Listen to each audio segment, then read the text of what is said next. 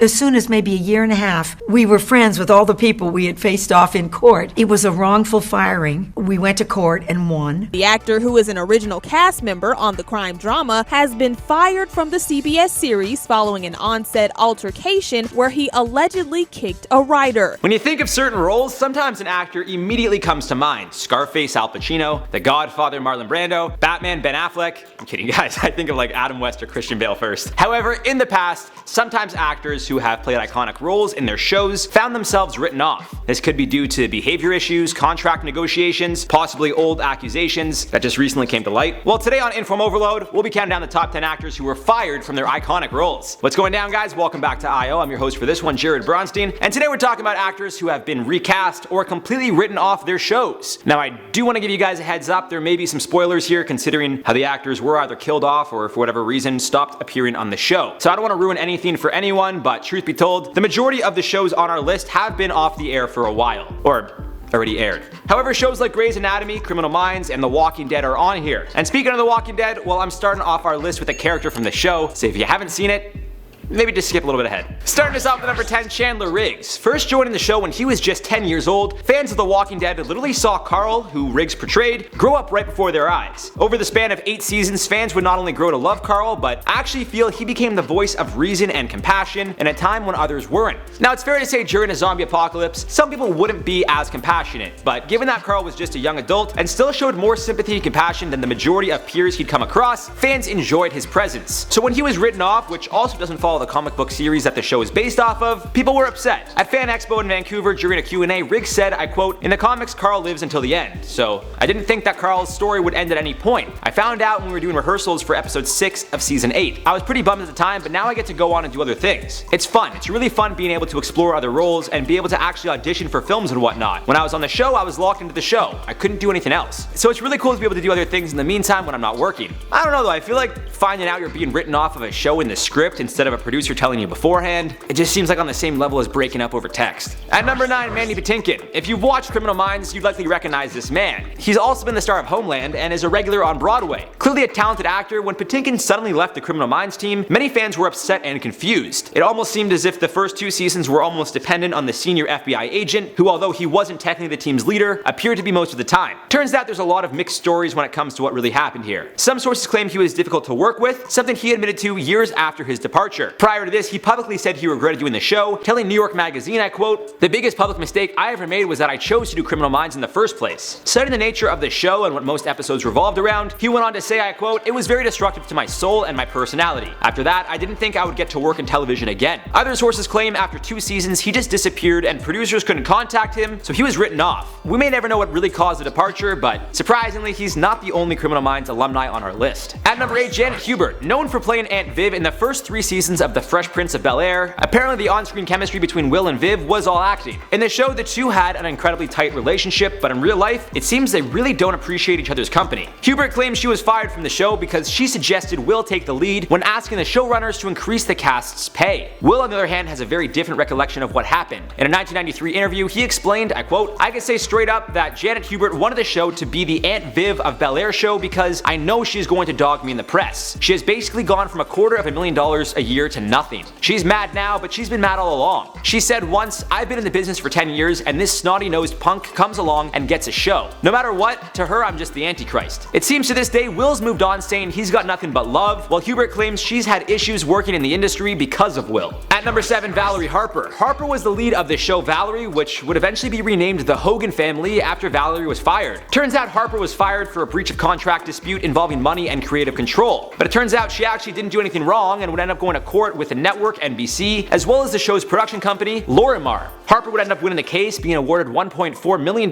in lost wages, as well as a few other stipulations. The accusations against Harper claim she was difficult to work with, throwing temper tantrums and fits, and quitting the show herself. Moving on to number 6, Patrick Dempsey. On Grey's Anatomy, Dempsey was often referred to as McDreamy, and I mean you can see why, the guy is incredibly attractive. So to no surprise, when he was written off the show, many fans were upset. Over the years there's been speculation he was written off after causing issues on set. However, other sources claim he simply wanted to spend more time with his family and explore other opportunities. It's important to mention at one point Dempsey was suspended from the show for having diva-like behavior on set, and showrunner Shonda Rhimes has let go of notable characters in the past for their on-set behavior. A source told Page 6 at the time, Patrick has been acting like a diva and has clashed with Shonda. She suspended him for a while, and the word on set is that he isn't coming back full time. It wouldn't be long after that Dempsey's character would die in a tragic car accident. Halfway at 5, Misha Barton. Portraying Marissa Cooper in the popular teen drama The OC, this is yet another one of those he said she said stories where Barton claims she left and the producers claim she was written off. Although there doesn't appear to be much ill will between the two, in a 2013 interview with the Huffington Post, the show's creator Josh Schwartz said it was 100% a creative decision for the show, and it was born out of feeling creatively like it was the direction the show needed to head, and also, quite frankly, a function of needing to do something big to shake up the show at the end of that third season, to both get the show to come back for a fourth season, and I think to give the show a real creative jolt in season 4 and move the show in its own surprising, unexpected direction. He went on to say, but Misha showed up every day and did her job and did a great job and worked really hard, so it had nothing to do with her. To no surprise, Misha claims she asked to be written off, telling the New York Times in a 2019 interview, I just had a lot in my career that I wanted to do and accomplish. I felt like things were heavily reliant upon me, and I was getting no time to do any of the other offers that were out there. She went on to explain she actually fought with the show's writers regarding how Cooper would be killed off, claiming originally her character was going to just leave town. I quote her saying, I fought tooth and nail for that not to happen because I just don't think that's Marissa Cooper. I just don't think sailing off into the sunset's the proper goodbye.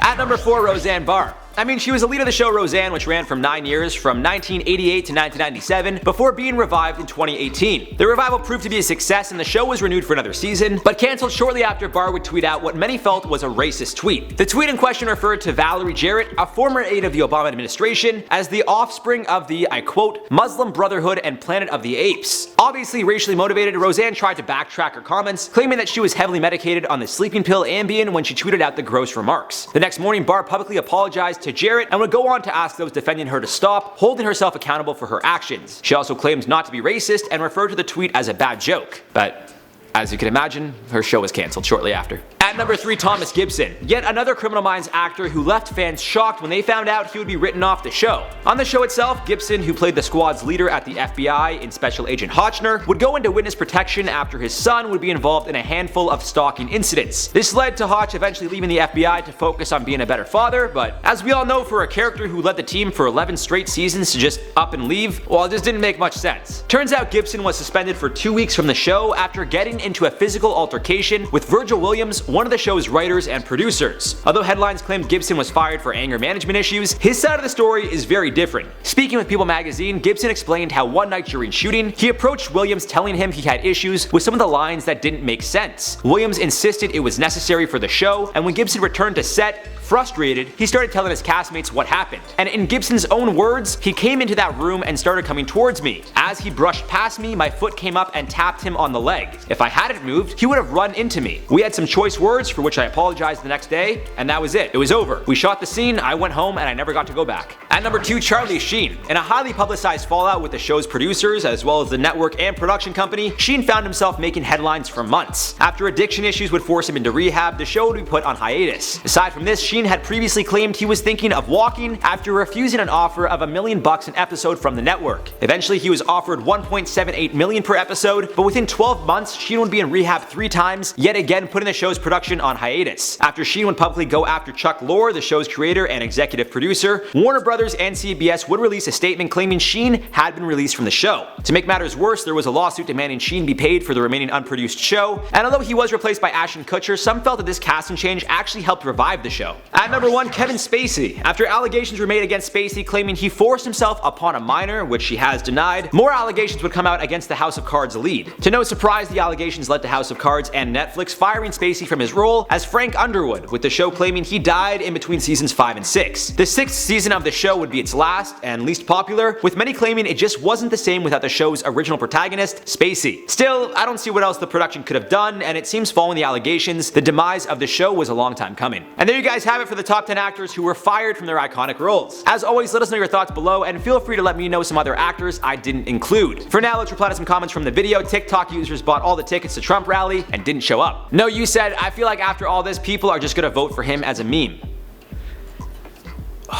I really hope not. Like, irrelevant of what my political stance is, I really hope that the public doesn't base their political stance or at least voice like their opinion and votes as a joke, thinking it'd be funny meme, like thinking it'd be a funny thing to make a meme of that. Because this is like the people that run our country. I guess, no, I live in Canada, but you get what I'm saying. Like if you're gonna vote for him, do it because you believe in whatever he stands for. Don't do it because you think it's like a funny joke. Foxgirl36 said, Jared shutting down body shamers like a boss. It's so true though, we make these comments about not being fair to women, then diss men on hair and weight issues. Potato King for the win. I mean, yeah, like I was kind of just saying like keep that same energy because, you know, you could say what you want about Trump, but like whatever you say about him publicly, like about his appearance and stuff, you know, some of that looks the same as him physically, either regards to their weight or their hair, even their spray tan. Like technically you're insulting those people as well. So that's all I was kind of saying. Like you could say he's a bad politician, you could say he's a horrible person, but to go after somebody physically in a time when we're all like, hey, let's not bully people based on their physical appearance, I just think it's, I don't know. I just think it's kind of hypocritical. That's all I was saying. Cassie Winkler said he made the people that got tickets sign a paper saying if they got COVID or get into a fight with protesters, they couldn't sue Trump. I'm from Oklahoma and there's no way I would have went to see him. Well, again, Cassie, I don't know if you meant that like you wouldn't have gone to see him if he didn't put that out. But regardless of your stance, I'm not trying to out you as a Trump supporter. Not that that's a bad thing. Again, I respect everybody's political opinion, just to clarify, regardless of what mine is. But that's interesting because I didn't hear about that and I can't confirm nor deny. But again, assuming you live there, and I don't see why you would lie about that. If you had to sign something like that, I could see why maybe people didn't want to show up because I've never heard of having to sign that to go to a rally, a political rally. So the fact that maybe this is the first time people thought like I have to sign something saying that if anything happens to me at this rally, like he's not responsible, maybe that just deterred them from being like, we don't have to go. We could just vote for him when it's time to vote and we don't have to show up at the rally rather. I don't know. Anyways, guys, that's it for this one. I've been your host, Jared Bronstein, and we'll see you guys in the next one. Just got a couple clip-a-roonies to start this one off. If you want to just snip, a little clippy clip, you know what I'm talking about. Starting us off with number 10. I don't want to ruin it for you. Are you a fan of the show? Do you care? Yeah, it's all good. You probably get all so many spoilers anyways. Did this job. And still, before being revived in I said 88. Yeah, I said 98. Thank you. That wouldn't have made sense. The opposite. Yeah, she didn't have a show for approximately a year. It ran backwards.